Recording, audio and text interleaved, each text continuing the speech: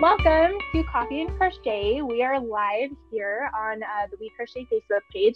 If you haven't heard of WeCrochet, we're a brand devoted entirely to crocheters. You can find us on crochet.com and sign up for our newsletters. We've got lots of fun yarn, hooks, patterns, a magazine. And today we're having Coffee and Crochet with Sati Glenn from Rose and Roses Crochet. Hi, Sati. How are you? I'm good, Sarah. How are you? Thanks for having me. Yeah, we're so excited to talk to you. You are one of our contributors at WeCrochet, so we work pretty close with you. You're a test crocheter, you run your own business. And what are you drinking today for Coffee and Crochet? How are you taking your warm beverage? I take my hot coffee black. Nice. So definitely, if you are watching, be sure to share, comment, like. If you also take your coffee black, share along. I have black tea here, but let us know how you take your hot drink. And so Sati, we are so excited to have you. Tell us a little bit about how you got started crocheting, how you learned, what got you hooked on the craft. Well, it's funny. I picked it up the very first time trying to learn in 2009, and I gave it about 2 days and said, well, maybe other people can do this, but I can't do this. And I put it down. And then in 2010, I gave birth to my third child, Rose, and we decided to cloth diaper. And so I'm online and I'm looking at all these adorable little woolies, all the little longies and shorties and skirties, and even used, even buying them secondhand, they were just out of my price range. And I told my husband, I said, if other people can do this, surely I can do this. I've got 2 working hands. I'm relatively intelligent. I can figure this out. So I did. And I started making her things. And I was really excited about the things that I was making her. So I started posting pictures on Facebook, just sharing my excitement with my friends and my family. Oh, look, isn't this so cute? And then that's when people started asking me to make things for them. So that's how it all got started. Awesome. So you've built a pretty extensive craft-based crochet business. Can you tell us a little bit about your business, what it is, and how it got started? Yeah, sure. It actually got started by accident because, like I said, I was just posting on Facebook because I was excited about what I was making. I wasn't trying to sell anything. And other people were excited too. And oh, that's really beautiful. Well, how much can I buy this one? Or can you make us one in blue? Or, that kind of thing. So I started going to the local yarn store first and just taking pictures, of what they had and posting it and asking, what colors people wanted for things. And really it all just kind of snowballed. Like it was crazy how it happened. I ended up opening or, starting a Facebook page just so that I could have the crochet stuff, in its own special area. And my eldest child, Corey, he named my business for me because Rose, like Rose of Crochet, and then Roses because my daughter's name is Rose and she's the reason that I started crocheting. So that's where Rose and Roses came from. I love that. That's so special. Yeah, it really just all kind of happened for me. Like I wasn't trying to open a business or anything. It just happened. That's so cool. And one thing that's really struck me as I've followed along with your business and as we've worked with you with WeCrochet is that you have done a really incredible job building community as kind of the foundation of your business. Can you tell us a little bit more about that, how you've built community and focused on that as kind of a core part of your business? Yeah. My customers are everything. They're everything. They're the lifeblood of my business. Without them, I wouldn't have a business. As people started asking for things, they started seeing the pictures, thinking they were great. And then they started sharing, telling their friends, their family about things.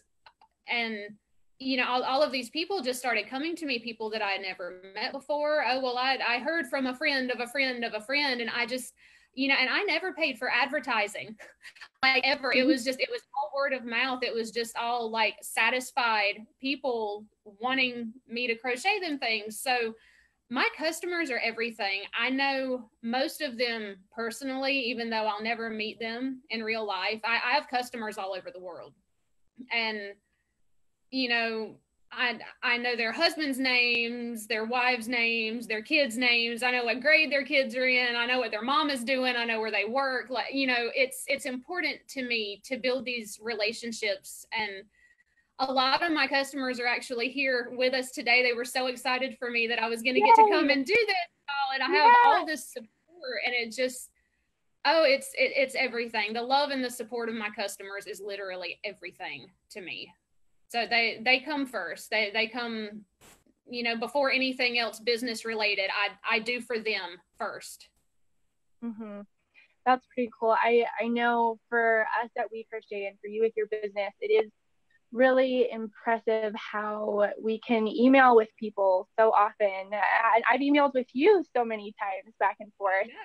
And then it's getting to know one another, even though you don't see each other on a daily basis, and we might be on opposite coasts, but can still kind of form that bond through craft and supporting one another and supporting each other's businesses. It's definitely something that's really special and something that you have an excellent talent for. So that's fantastic. Do you have any advice or tips for people that are maybe wanting to start their own crochet or crafty business? We have a lot of stitchers that are out there watching, crocheters especially, that love their craft. What are your tips for them to make money doing some of their... Well, the biggest thing that I see sometimes, because I've known a lot of crafters too who wanted to get something started up, and they just couldn't quite seem to really manage to get anything going. So honestly, my number one tip for getting started is to start in the dirt. Don't take out a loan. Don't buy $200 worth of yarn. Don't purchase a bunch of advertisement. Like, don't do that. That's not how you start a business. That's how you can help to grow a business as the revenue starts coming in. But seriously, start with like 4 balls of yarn, a hook, and a free Facebook page. That's where you start. Mm-hmm. And that's what you do until you start making enough money to buy more yarn and do something else for your business. So just, you know, baby steps. It took me probably 4 years in business before I was making more than gas money. I mean, you have to have realistic expectations. If you're trying to start a business to pay your mortgage, you're probably not going to be able to crochet enough hats and washcloths to pay your mortgage right now. You know, you have to start small. You have to, and just don't spend any money right off the bat besides just like buying yarn. You know, that's where you spend your money. Also, you know, communication and integrity is literally everything. You've got to update people whose money you have. If somebody has paid you for something and you haven't spoke to them in a week, reach out to them today. Let them know where you are. Even if you haven't started yet, let them know why you haven't started, when you plan to start, about how long you think it'll take, and you have to touch base. I do a Friday morning housekeeping post in my group every Friday, and it has literally everything that's happened this week and everything that I hope to happen next week. And my customers know to look for that post every Friday. If they have any questions, they're probably answered in that post. So it's just really, really important to communicate and to always do what you say you're going to do. And if you can't, right back to the communication, let them know that you can't and why and how you're going to fix it. If you're not doing that, nobody is going to come back to you. Yeah, that's such great advice. And then it really goes back to what you were saying about building community and communication. So I am going to take a quick pause here, Sadie, because we have so many comments from people joining us. So I'm going to read them off real fast. Jessica says, hey. Cherie says, hey, Sadie Glenn. Nicole Chase says, good morning. Sarah McIntyre says, hi, Sarah and Sadie. She's got her coffee with almond milk. Yay! The community has rallied to join our coffee and crochet. Margaret Dacko says, hi, Sadie and Sarah. Hey, Margaret, that's my people too. Yay! Oh, that's awesome. Melinda and Harry Nicholson says, good afternoon. That's my mom. Oh, hi, Mom. Yay. Marie Lim says, hi from Long Beach, California. Shout out to the Stitch and Chicks Craft Club, which thank you. Yes. Shout out to craft clubs everywhere. Yeah. And then people love our tops, Sadie. So lovely tops, Sara says lovely tops, ladies. Hey. On that note, Sadie, that was kind of the first thing that I said too when we joined our Zoom call this morning. Wow, your top is amazing. Would you talk about it just for a quick second? What are you wearing? Yes. This top here, I'll show it off a little bit. It's so pretty. Thank you. It is my all-time favorite type of crochet to do, which is pineapple crochet. I could crochet pineapples every day until I die and just die happy. It's like my favorite thing. Yeah, it's my favorite. I made this out of Curio in sagebrush. It's the Curio number 10. And this was the very first pattern I ever followed that was only a chart. There were no written instructions. I pulled it up and I freaked out and I closed the tab and I was like, no, I can't do that. So I ended up pulling up the tab and Xing off the tab probably 4 times before I decided to try and get started. I said, well, it's just yarn. I mean, worst case scenario, I tie some knots and I throw it away and I'll use it for something else. It'll be fine. It'll be fine.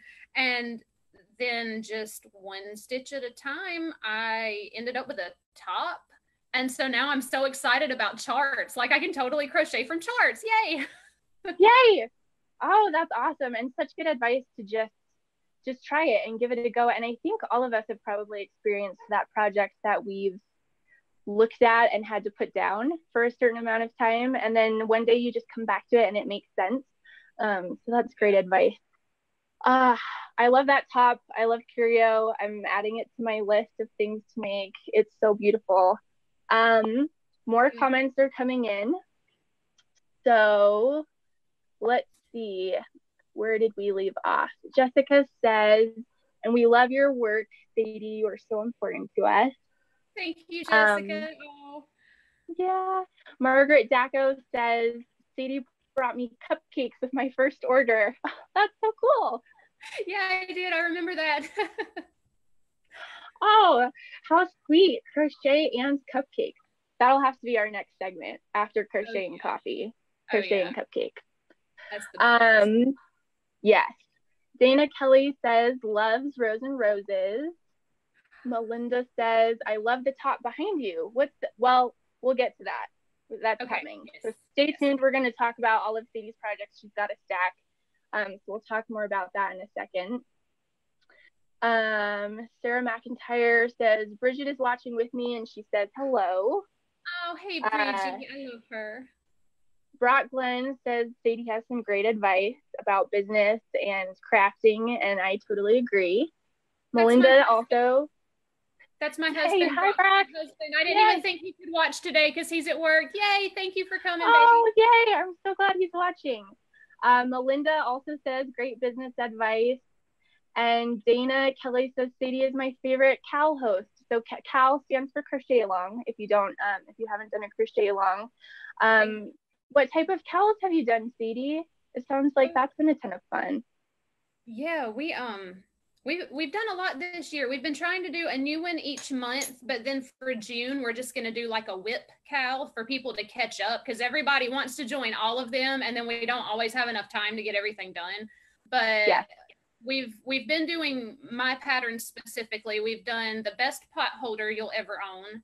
We're doing Trive It and Bloom this month. I'm trying to think. Oh, we did the Maracas Bowls. I actually have a set of those here in Dishy. I use Dishy Twist for this set, but we did these. I think it was January, or it might have been February.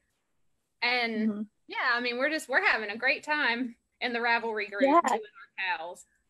That's awesome. And that's also a great way to build a community and stay connected with everyone who's out there crocheting and working on your project.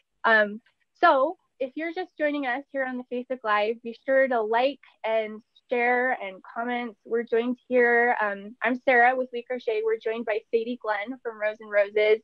She's been talking a lot about her business so far today, giving some great business advice for crafters, talking about the importance of community. A lot of her community is here and commenting along. So thank you all so much for joining us today. And let's talk about some of your projects, Sadie. You've got some really cool projects. Well, first, before we get to the list of projects that we're going to talk about, I'd love to know a little bit more about what you're working on right now as you're talking to us. You kind of showed us that earlier, but what do you have in your hands at the moment? Well, I brought this on the show because of my nerves. I figure if I can crochet while I'm doing this, maybe I won't say anything crazy. This is something that I am going to put in the Father's Day flash that I'm opening in my group this Thursday. I'm going to be offering 4 items that people can pre-order. And this one is a can cozy for Dad. Ooh. So this is what I've been making here lately, and I'm going to have them up with options for either black or white bodies, and then options for different stripes. And of course, it's made out of Dishy because Dishy is perfect for stuff like this. So, we do love Dishy. On my blog June 1st. This pattern. Awesome. Oh, I can't wait. I know I've been searching for something to make for my dad for Father's Day. It can be really tricky, Father's Day in the summertime. Yeah. And I know he would absolutely love that project. So I'll keep an eye out for your pattern. I can't wait. Thank you. Another one of our favorite projects that you've made, Sadie, is the Felici on the double cowl. So we've been admiring that a ton throughout the crochet office. My colleague Heather, who also hosts these Facebook Live, I think everyone knows Heather, she has made so many versions of that cowl. If you subscribe to our emails, our podcasts, our blog posts, we've talked about it a few times in there. Can you talk about the process for designing that project and why you picked Felici? It's a really cool project. Thank you. Yeah. First, I just want to really shout out Heather on that because she was a huge supporter of this. She was in the crochet along for it, and she made right around 400 of them, I believe. I know. She's made so many. I know, and she has just been my biggest cheerleader for the Felici on the double anything. So thank you, Heather. Yeah. I, like a lot of Felici fans, was hoarding my Felici. I had just maybe 100 different balls, and I mean just in all different colors. And I finally got to the point where I want to keep buying them when the new ones come out, but I don't have anywhere to put anymore. And why am I buying them anyway if they're always just going to be balls of yarn? So yeah, I didn't want to do a bunch of little fingering weight projects just because I knew that I wouldn't be able to use them up the way that I was hoping to. So I just kind of challenged myself to come up with something really quick and easy where I could double them up and we could see that color shift, because each color change will happen separately in each separate ball of yarn. So everything just kind of shifts and flows. And then when you put it with the chevrons, it makes the whole thing look so interesting. But I mean, you can knock one out in an hour. So that's the dream project. Right. And then it's the perfect size. It's not really, really long. You don't have to double it, but then it's not right up on you. And I don't even have one here to show you because every time one comes off the hook, somebody buys it. They fly out my door. So I don't even have one for me. I don't have one. Yeah. So we've got Heather is commenting and adding links to the Facebook Live right now as we speak. So for those of you that don't know Felici is a yarn you can get on crochet.com. It's a fingering weight yarn, and then it kind of it changes color. It's kind of a self-striping yarn. So what you've really done is you've kind of combined 2 different colorways of Felici, and then one is striping at one time and one is striping at another time, and it's in this cool chevron pattern. It's really, really cool. We'll see if we can get some pictures posted onto our Facebook because there are a ton. Actually, I think it was the cover photo for this Facebook Live. So if you've been following along with this Facebook Live, that was the Felici on the double cowl. It's definitely one of our favorites. Oh, and Heather just commented. She says, "I'll have to send you one of mine, Sadie." She's made so many. That's so funny. So you can treat yourself to one too. Oh, that's great. I know I should really just make me one, but every time I post a picture, somebody claims it, and it's gone, so. Oh, they're stunning. They look so good. And Sara just commented, she says, those cowls are so awesome. I've made so many. So Heather's not the only one. Yeah. And then, I've got the matching hat pattern too. If anybody, has more of the same colors, I mean, you can also make a hat to go with it, and it's got the whole chevron thing going on. So that's perfect. There's nothing better than a matching hat and cowl set. Absolutely. So Sadie, I think you've got a stack of other projects there with you that you've been working on, and I'm excited to hear about those. Can you tell us about some of the projects you've made lately and where we can find them? Absolutely. Okay, so I showed you the Maracas Bowls already, and that's on the WeCrochet website, and it's on Ravelry, and it's a set of 6 bowls, and originally I did them with solid dishy held double. So like the biggest bowl was red and orange, and then the next one was orange and yellow, and then the next one was yellow and green. So it made like a rainbow.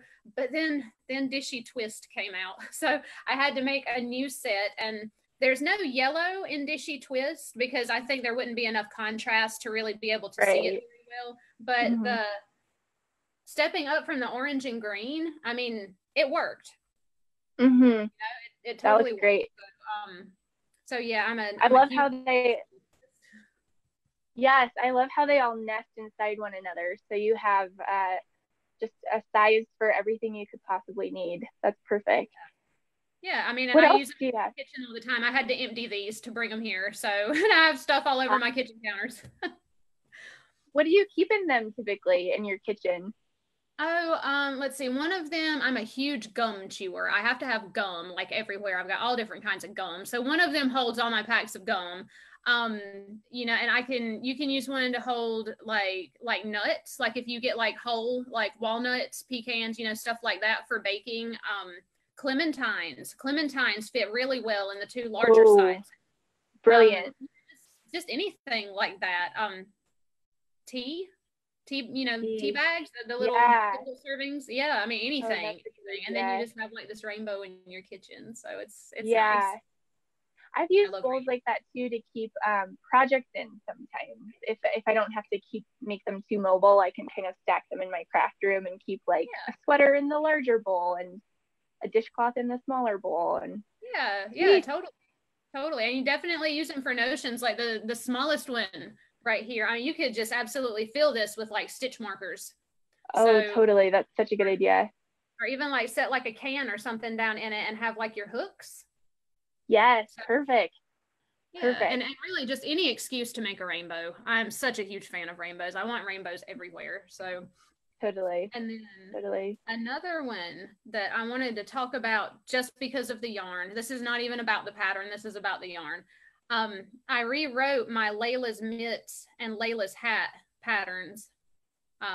This is one of the mitts. Ooh. But I used lovely.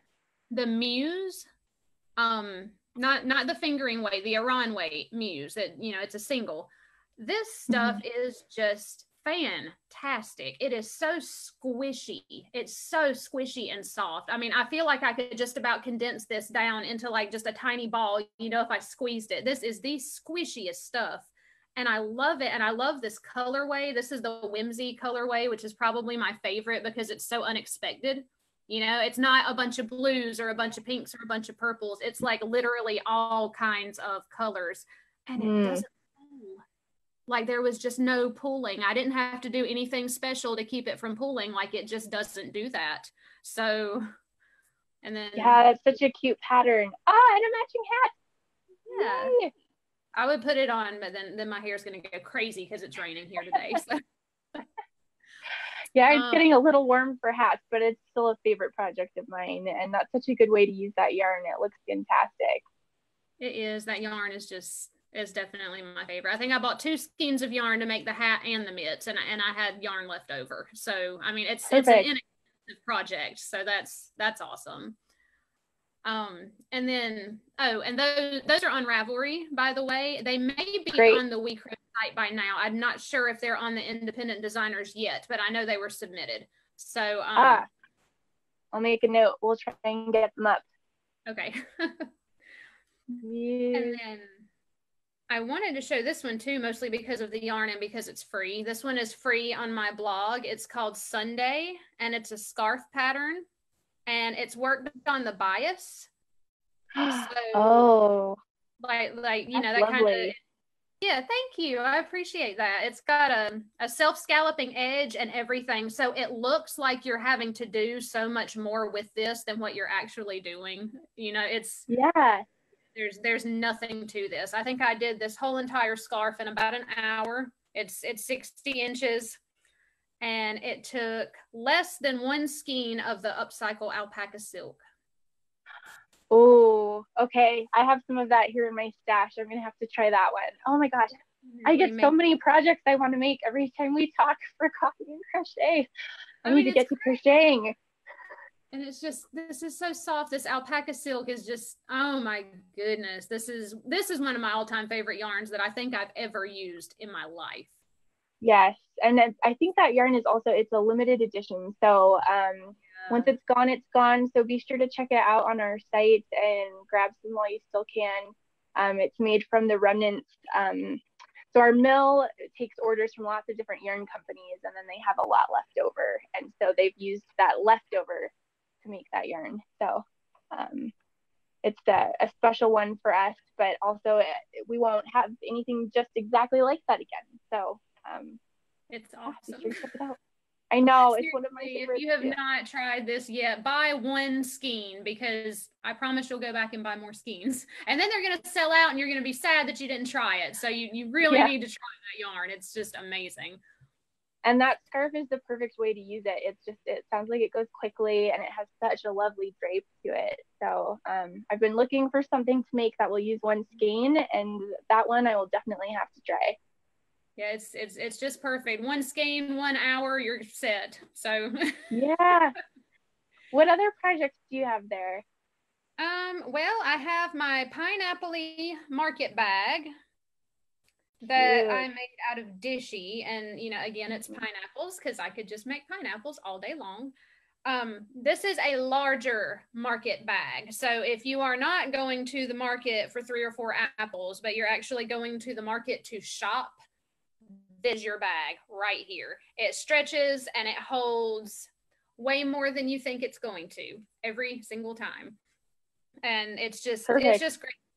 I bought 2 balls. I got lilac mist and conch, and that was it. And I got the whole bag, and I had yarn left over. So awesome. And was that Dishy that you used for that? Yes. Awesome. Oh yeah. Sweet. And that one is also on Ravelry. And then this is the last one that I was going to talk about, just because it's one of my newer patterns. I was going to show you my hand towel pattern that is my newest pattern, but it's just like with the Felici, I can't keep one. I make it and somebody buys it. So anyway, they're gone. I need to make some more. But this is carnival glass, this top. And let me see if I can lift Nora up a little bit so you can see a little bit better. This that's lovely. A single skein of Muse sock yarn in Elation. And I love this yarn because it does not pull like at all. Like it just can't, because of the way that it's dyed. It's amazing. But I can make this smaller size, which is a small to a medium, and it fits from like a 28 to a 38 bust. But I can make this in 2 days of laid back crocheting and excuse me, and not trying to rush through it. So it's a really nice project for the spring and summer. It's quick and easy, and the smaller size only takes 1 skein. So that's awesome. So we have some people commenting along as they've seen your patterns. Gail S. Wright says, I love all of Sadie's patterns. They are great. Oh, thank you, Gail. She's one of my testers. Oh, yay. Jan Edward Kahn says, very nice. I think she's talking about that top that you have there in the background with Muse. It's super cute. Sarah McIntyre says, that's definitely going on my project list. Me too, Sarah. That one's really cute. Yay. And Regan says, Muse is amazing, which it is. We do all really love Muse. So yes, it's great. So Sadie, do you have any other, as you're crocheting, any other favorite tools, hooks, things like that that you use that are favorites or? These scissors right here. Ooh, These foldable are scissors. the best scissors. I ordered these from the WeCrochet website, and when they first came, they were just a little bit difficult to work. So I took one drop of oil and put, and then like, you know, back and forth and, you know, that kind of thing, really got it working. Oh, that's a good idea. Things are just, they are fantastic. You fold them up so you never stick yourself.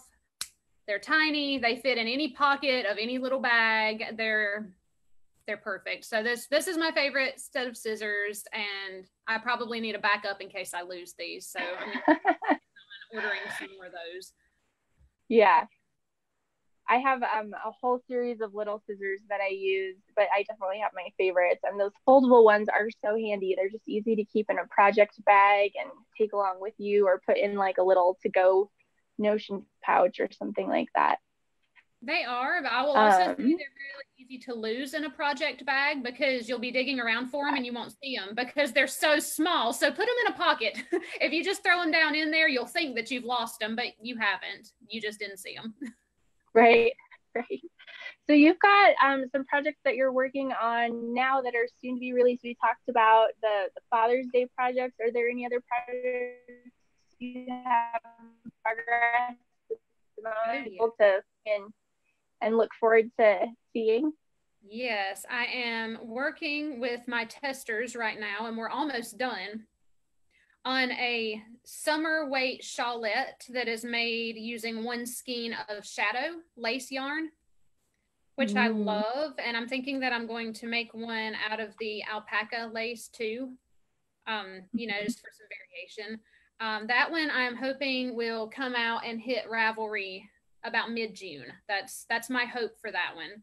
I'm working on a Lindy chain tank top. I'm also working on something really hush hush because it's in a new yarn that I'm not allowed to talk about. So, but that is probably my most exciting project right now. I cannot wait until I'm able to actually show people. So it's so hard to sit on secrets. Totally. We'll have to have you back on when we release that yarn so we can see the projects that you've been working on, because I'm really excited to see it too. That would be great.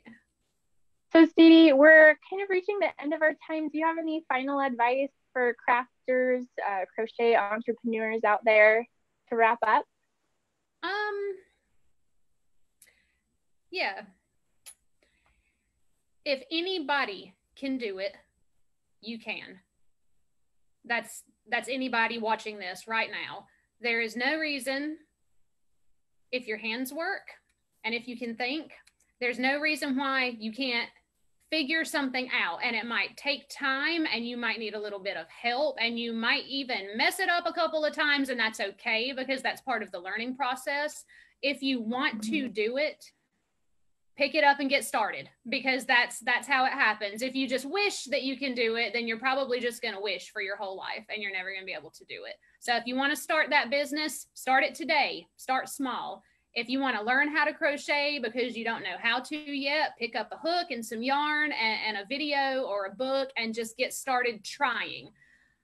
You know, don't pull your punches, don't back out, just keep going. Just keep going. It's just string. I mean, what's the worst that can happen? Maybe don't like wrap it, you know, around your neck. But I mean, you know, just it's string and you'll be fine. And there's always more where that came from. So just get started and keep going, and always build other people up and shout them out when you get the chance. Okay, this ambassador program is like amazing, and I love like everybody, and I just, you know, I feel so close to everybody that I'm working with, and that's really, really important. Don't try to step over people. Like, definitely be right alongside everybody else, and that's how you'll succeed for real.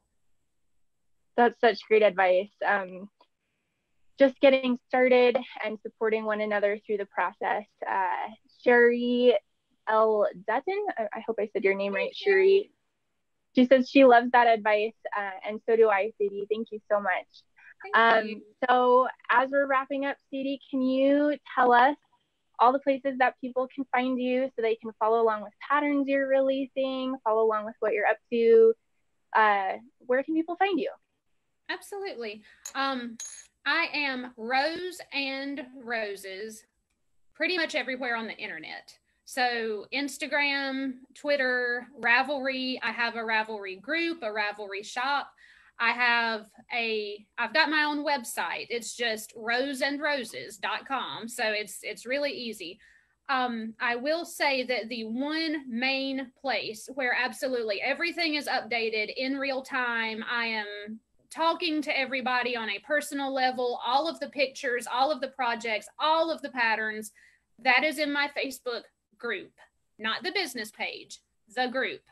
So you can get to the group from the business page. You'll just click the little visit group button and request to join because it's a private group, but that's where everything happens. And then my newsletter also, you can find the link for that on Facebook. I try to keep everybody pretty well updated in my newsletter. It goes out once a month, sometimes twice if I have a coupon code or a freebie, but that's the only way that I would twice in 1 month. So it goes out on the 1st every month.